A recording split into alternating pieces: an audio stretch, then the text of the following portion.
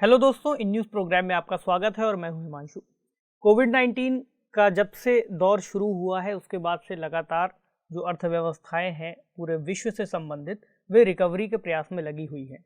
लेकिन तेल और ईंधन की जो बढ़ती आपूर्ति को लेकर समस्या है, आपूर्ति के साथ साथ बढ़ती कीमतें बहुत बड़ी समस्या बन करके आ रही हैं, जो कोविड-19 के दौर के बाद रिकवरी की प्रक्रिया को बाधित कर रही है। ऐसे में भारत, यूएसए और बहुत सारे देशों ने मिल करके, जो खास तौर से ऐसे देश जिसमें भारत जैसे विकासशील देश शामिल हैं, भारत, यूएसए, यूके, चीन और भी देशों के नाम आएंगे, तो उन्होंने मिलकर के एक स्ट्रेटजी तैयार की है ताकि जो ओपेक प्लस देश हैं उनकी तेल उत्पादन को आगे ना बढ़ाने की जो रणनीति है उसको काउंटर किया जा सके। तो आज के सेशन में हम इस पूरी बात को डिस्कस करेंगे कि क्या इसका पूरा पहलू है और कैसे ये बातें सामने आ रही हैं। तो जो आज का हमारा टॉपिक है वह है, क्या पेट्रोलियम रिजर्व से लगेगी तेल की बढ़ती कीमतों पर लगाम। तो जैसा हमने बात की कि तेल की बढ़ती कीमतें इस वक्त बहुत बड़ी चुनौती बनी हुई हैं। ऐसे में जो स्ट्रेटेजिक रिजर्व जो देश अपने पास एकत्रित करके रखते हैं, अगर वे उनका उपयोग कुछ समय के लिए शुरू करेंगे तो क्या इससे कुछ सुधार हमें देखने को मिलेगा, या फिर ओपेक प्लस जैसे देश जो तेल की अर्थव्यवस्था पर बहुत बड़ा प्रभाव रखते हैं, क्या इससे उनके ऊपर कोई फर्क पड़ेगा, क्या इससे उनके द्वारा अपनाई जाने वाली रणनीतियों में कुछ बदलाव आएगा। तो देखते हैं न्यूज़ और फिर हम आगे पूरे टॉपिक को समझते हैं। न्यूज़ है, fighting gas prices, US to release 50 million barrels of oil, उसके स्ट्रेटेजिक जो स्टोरेज हैं। अगली न्यूज़ है, global push to cap oil prices, India to release 5 million barrels from reserve. तो दोनों न्यूज़ बताती हैं, यूएस की तरफ से यूएस 50 मिलियन बैरल का जो उसका स्ट्रेटेजिक रिजर्व है उसको निकालने की बात कर रहा है। इसी तरह भारत ने भी कहा है कि 5 मिलियन बैरल जो है अपने रिजर्व से निकालेगा। इसी तरह यूके ने भी कहा है कि यूके 1.5 मिलियन बैरल का उपयोग करेगा अपने रिजर्व से। ठीक है, जो आज के हमारे इस टॉपिक के डायमेंशन है उनको समझ लें और कंफ्यूज नहीं होइए, अभी आसानी से हम पूरा विषय समझ लेंगे, उसके बाद उस प्रश्न को हम डील करेंगे। तो पहले अभी हम न्यूज़ पर कुछ और बात करेंगे, उसके बाद इस पूरे जो प्रक्रिया हुई है उसकी बैकग्राउंड को समझेंगे और वर्तमान की स्थितियां जो बन रही हैं उनको देखेंगे। उसके बाद समझेंगे कि इस कदम से जो उठाया गया है या लागू किया जा रहा है, इससे क्या अपेक्षा रखी गई है। स्ट्रेटेजिक पेट्रोलियम रिजर्व जो एक शब्द का उपयोग किया जा रहा है, ये क्या है, और भारत का स्ट्रेटेजिक पेट्रोलियम रिजर्व कितना है, कितना हम अपने पास रखते हैं और इसकी आवश्यकता क्यों है। अगला, विश्व में कौन कौन से प्रमुख देश हैं जो इसको अपने पास स्टोर करके रखते हैं, निष्कर्ष क्या है। और एक सवाल, चूंकि यह विषय अंतर्राष्ट्रीय संबंध खंड साथ ही आर्थिक विकास दोनों से संबंधित है, इसलिए इसे हम जीएस पेपर 2 और जीएस पेपर 3 दोनों में ही शामिल करेंगे। भारत और उसके आसपास के जो पड़ोसी देश हैं उनसे संबंध, विदेशों की यानी अन्य देशों की भारत को प्रभावित करने वाली नीतियां जो भी सिलेबस में लिखा हुआ है उन सभी को कवर करता है। न्यूज़ की बात करें तो यूनाइटेड स्टेट्स ऑफ अमेरिका यानी यूएसए के नेतृत्व में ओपीईसी प्लस देशों की जो नीति है उसका विरोध करने की एक रणनीति बनाई गई है। ओपीईसी प्लस जो देश हैं उनकी रणनीति ये है कि जितनी मांग है वैश्विक बाजार में उसके अनुरूप वे आपूर्ति को नहीं बढ़ा रहे हैं, या ऐसा उन पर आरोप है कि वे जानबूझ करके ऐसा कर रहे हैं। ओपीईसी प्लस जो विश्व के लगभग 90% तेल बाजार पर कब्जा करे हुए हैं, एक तरह से उसे नियंत्रित करते हैं। एक कार्टेल कहा जाता है। कार्टेल यानी एक ऐसी व्यवस्था जिसके तहत कीमतों को नियंत्रित करने के लिए सभी देश आपस में मिलकर के, खासकर उत्पादक जो देश होते हैं वे मिलकर के कार्य करते हैं।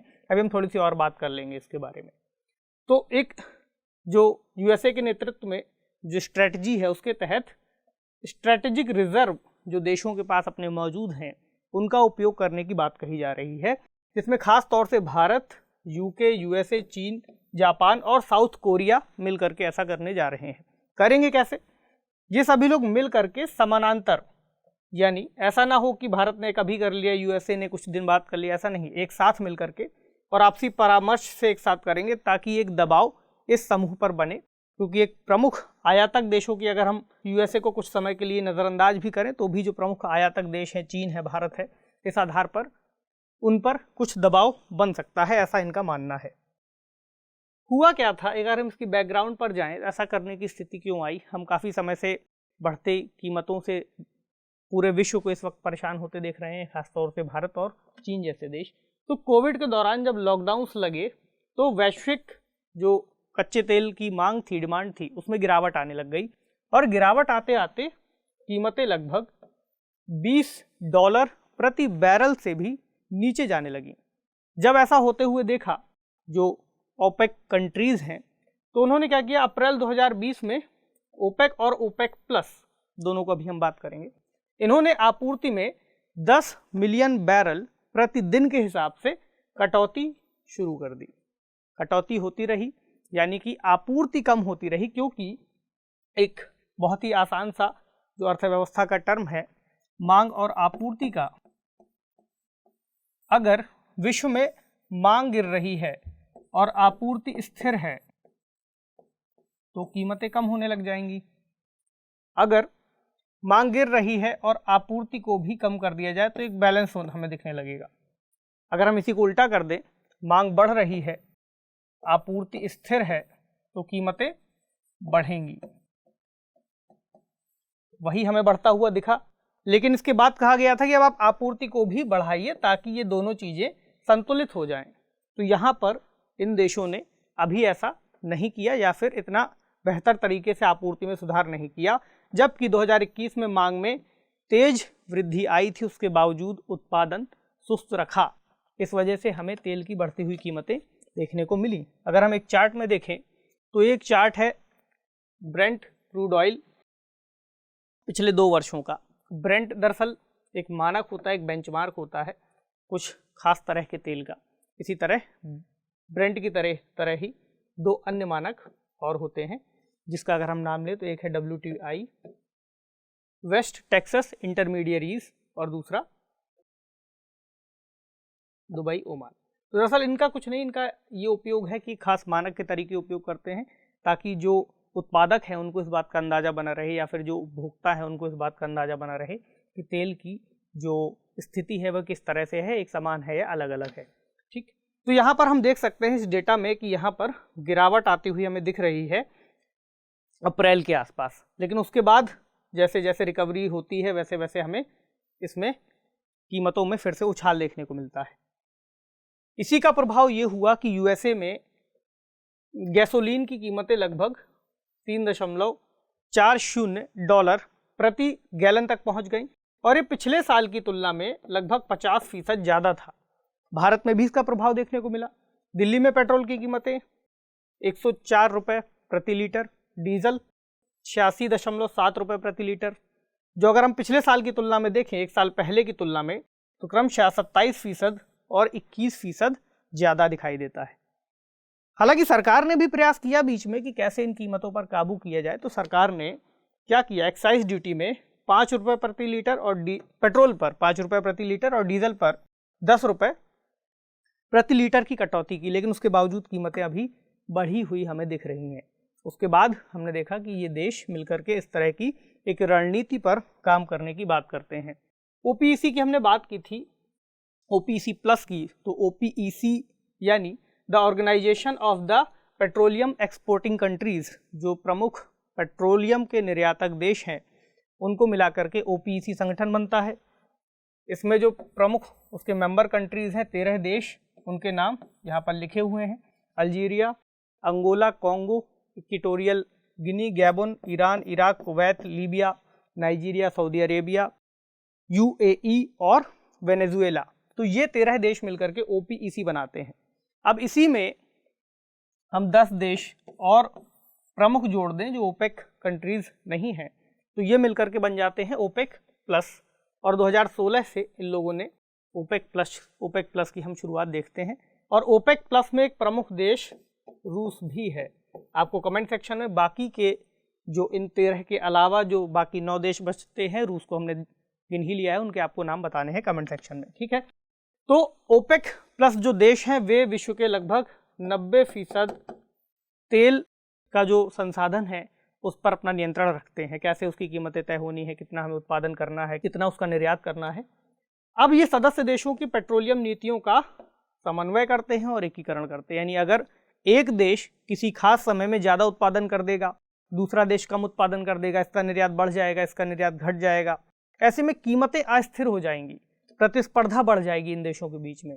तो जो तेल आयातक देश हैं उनको बहुत सारे विकल्प मिल जाएंगे, ए देश से नहीं तो बी देश से खरीद लें, नहीं तो सी देश से खरीद लें। तो ऐसे में इस तरह की चुनौती, इस तरह की होड़ से बचने के लिए इन्होंने एक रास्ता निकाला और सभी देशों ने मिलकर के एक इस तरह का एक संगठन बनाया जहां पर सभी को साझा लाभ हो सके। ठीक, क्योंकि संसाधन सीमित हैं, ज़्यादा होड़ मचेगी तो एक समय के बाद जब वे संसाधन खत्म हो जाएंगे तो हम उन देशों में देखेंगे कि वापस से स्थितियाँ पुरानी तरह से हो जाएंगी। जब पेट्रोल जैसा संसाधन या कच्चे तेल जैसे संसाधन नहीं निकले थे तब वो देश जिस तरह की गरीबी का सामना कर रहे थे, उस तरह की स्थितियाँ। इसके अलावा तेल बाजारों का स्थिरीकरण हमने बात की, सुनिश्चित करना भी इनका उद्देश्य है, मतलब सकारात्मक उद्देश्य भी है।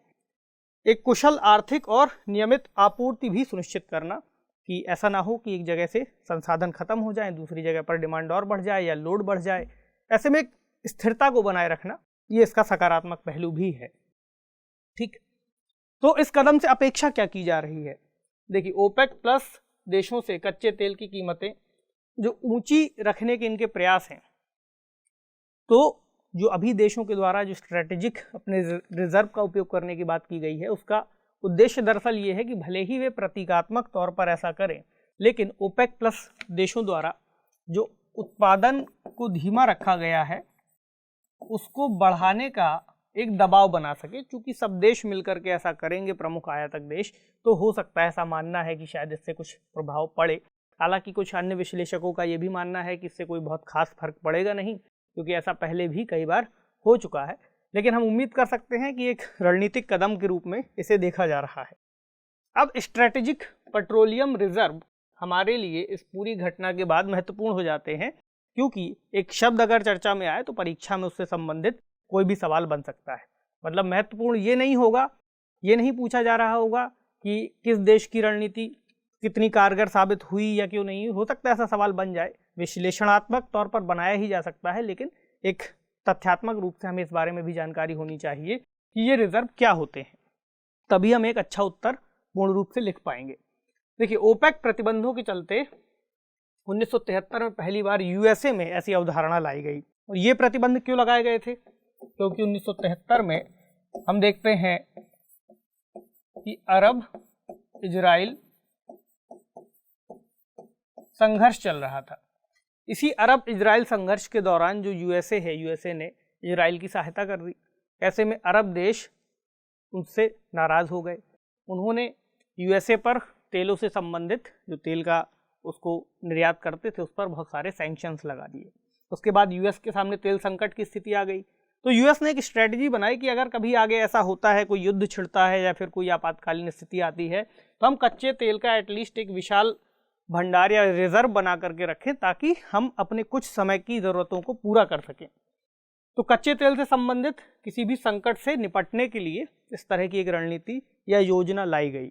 उसके बाद हमने देखा कि अंतर्राष्ट्रीय ऊर्जा कार्यक्रम के तहत कुछ समझौते हुए, और समझौते के बाद जो इंटरनेशनल एनर्जी एजेंसी है उसके तहत जो सदस्य देश हैं उन पर कम से कम 90 दिनों के लिए जितना वो आयात करते हैं शुद्ध तेल का आयात के बराबर इमरजेंसी ऑयल स्टॉक रखने का उन्हें दायित्व सौंपा गया। 90 दिन का बराबर जितना भी वो इंटरनली यूज़ करते हैं।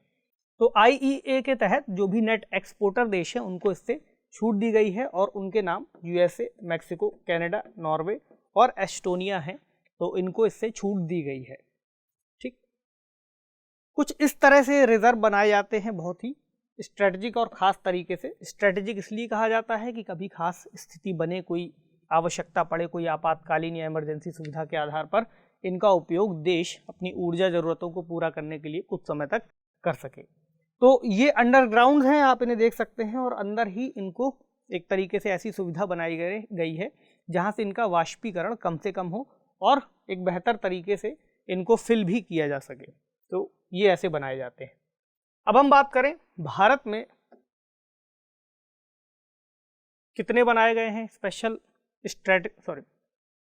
भारत में किस तरह से इनका निर्माण किया गया है स्ट्रेटेजिक पेट्रोलियम रिजर्व का, तो भारत में करीब हम 85% कच्चे तेल का आयात करते हैं। ऐसे हमारे लिए तो बहुत ज़रूरी होगा कि हम ऐसे रिजर्व्स को बना करके रखें। तो 2019-20 की अगर हम खपत स्तर को देखें तो इसके आधार पर हमारे पास अभी जो रिजर्व है वह कच्चे तेल की लगभग 9.5 दिनों की ज़रूरतों को पूरा कर सकता है हमारे पास जो रिजर्व मौजूद है। देश में जो ऑयल मार्केटिंग कंपनीज़ हैं उनकी अगर हम संयुक्त रूप से जितनी भी उनकी कैपेसिटी है कच्चे तेल को मिला करके या फिर पेट्रोलियम उत्पादों को मिला करके, उनकी सुविधाएं लगभग 64.5 दिन यानी 64.5 दिन की उनकी जो सुविधाएं हैं वे भारत की आवश्यकता को पूरा कर सकती हैं। यानी अगर हम दोनों को जोड़ दें तो हमारी कुल क्षमता 74 दिन के आसपास हो जाती है। हमारे देश में मौजूद जो सरकारी स्टॉक मौजूद है, साथ ही अन्य मार्केटिंग कंपनीज हैं उनके पास जो मौजूद है। हमारे पास कहाँ कहाँ ये भंडारण क्षमता मौजूद है, तो स्ट्रेटेजिक पेट्रोलियम रिजर्व फेज़ 1 और 2 हम इसे दो तरह से देख सकते हैं। तो जो भारत सरकार है उसने फेज़ 1 के तहत 5.33 मिलियन मीट्रिक टन इसको स्टोरेज बनाए हुए हैं फेज़ 1 में। कहाँ कहाँ है? 3 जगह पर है। एक आंध्र प्रदेश में विशाखापत्तनम में, दूसरा मैंगलोर में कर्नाटक, तीसरा भी कर्नाटक में है यानी पाडुर। मैप में अगर हम देखें तो यहाँ पर हमें दिख रहा है विशाखापत्तनम वाला, दूसरा दिख रहा है हमें पादुर का या पाडुर, तीसरा है मैंगलोर। इसके अलावा फेज़ 2 की अगर हम बात करें तो इसमें प्रस्तावित हैं कुछ अन्य हम और सुविधाओं का भी विकास करना चाह रहे हैं। पहला कहाँ? ओडिशा के चांदीखोल में, और दूसरा कर्नाटक के पाडुर में ही दूसरी एक और व्यवस्था बना रहे हैं। यहाँ जो क्षमता होगी लगभग 6.5 मिलियन मीट्रिक टन और क्षमता को हम बढ़ा रहे हैं।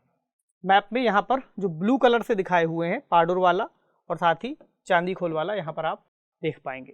तो हमारी वर्तमान क्षमता जो है वह है विशाखापत्तनम वाले की 1.33 बिलियन मीट्रिक टन, मैंगलोर वाले की 1.5 बिलियन मीट्रिक टन और पादुर वाले की 2.5 बिलियन मीट्रिक टन, और जो हम बढ़ाएंगे उसमें 4 मिलियन मीट्रिक टन चांदीखोल वाले की होगी या चांदीखोल भी कह सकते हैं, दूसरा 2.5 मिलियन मीट्रिक टन पादुर वाले की। ठीक, अब अगर हम बात करें वैश्विक स्थिति की तो इस वक्त सबसे बड़ा रिजर्व जो स्ट्रेटेजिक पेट्रोलियम रिजर्व है वह है यूनाइटेड स्टेट्स ऑफ अमेरिका के पास सबसे बड़ा। अगर सवाल बने याद रखिएगा, लगभग 727 मिलियन बैरल इसकी क्षमता है और कहा गया है कि लगभग 60 दिनों तक ये उनके लिए उपयोगी हो सकता है। इसके अलावा जो प्रमुख है उसमें जापान, चीन और यूरोपियन यूनियन का नाम आता है। ये भी प्रमुख रूप से बड़े देशों में शामिल हैं। हम निष्कर्ष की बात करते हैं कि क्या निष्कर्ष निकलता है इस पूरी रणनीति से, इस पूरी रणनीति को बनाए जाने से, और क्या क्या किया जा सकता है। पहला तो ये कि जो वैश्विक कीमतें बढ़ती हैं उसका लाभ देश को होता है जो तेल निर्यातक देश हैं, लेकिन उसका नुकसान किसे होता है या उसका प्रभाव सबसे ज़्यादा पड़ता है उपभोक्ताओं पर। ऐसे में विकासशील देश या अल्प विकसित देश, उनके सामने कोविड-19 से जो रिकवरी हो रही है अर्थव्यवस्थाओं की उसको तेज करने की ज़रूरत है, लेकिन ऐसी बढ़ी हुई कीमतें बहुत ज़्यादा नकारात्मक प्रभाव छोड़ रही हैं। तो जो देश है उनको किसी एक देश के साथ ऑयल जो कॉन्ट्रैक्ट्स किए जाते हैं उनको ना करके कुछ अन्य देशों के साथ भी ऐसे कॉन्ट्रैक्ट्स को बढ़ाने की ज़रूरत है। ऐसे द्विपक्षीय आधारों पर, बातचीत के आधार पर ऐसी संभावनाओं को तलाशा जाना चाहिए कि ऐसे समझौते किए जा सकें। अगला, देशों को अपने स्तर पर भी कुछ नए सुधार करने होंगे, जैसे बुनियादी ढांचे में निवेश, खासतौर से ऊर्जा के जो रिन्यूएबल सोर्सेस हैं, खासतौर से हम जैसे इलेक्ट्रिक वाहनों की तरफ जा रहे हैं उसकी बात कर रहे हैं, ताकि हम जीवाश्म ईंधनों पर जो हमारी निर्भरता है उसको कम कर सकें। पवन ऊर्जा, सोलर एनर्जी बहुत सारी हैं।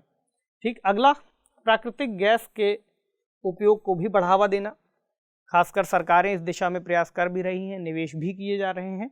अगला, इस तरह की जो तकनीक है और निवेश को बढ़ावा दिया जाना बहुत ज़रूरी होगा ऐसे दौर में जब कीमतों का प्रभाव इस वक्त सभी देशों के ऊपर बना हुआ है। तो आज का सवाल देखते हैं। सवाल क्या है? सवाल है सामरिक यानी स्ट्रेटेजिक पेट्रोलियम रिजर्व क्या है भारत में इसकी स्थिति और आवश्यकता पर चर्चा कीजिए। 250 शब्दों में आपको इसका उत्तर देने का प्रयास करना है, फ्रेमिंग करिए। तो पूछा गया है कि सामरिक पेट्रोलियम रिजर्व क्या है, आपको बताना है कि इसकी आवश्यकता क्यों पड़ी, कब से इसकी शुरुआत हुई, किस तरह से, क्या है, एक तरीके से बड़ा भंडार है आपातकालीन स्थितियों को पूरा करने के लिए। इसके अलावा इसकी आवश्यकता और इसकी स्थिति कहाँ कहाँ है भारत के संदर्भ में आपको बतानी होगी। तो आज के सेशन में यहीं पर इस सेशन को खत्म करते हैं। आपसे मिलेंगे अगले सेशन में किसी अन्य महत्वपूर्ण विषय के साथ। तब तक पढ़ते रहिए, सेफ रहिए। शुक्रिया।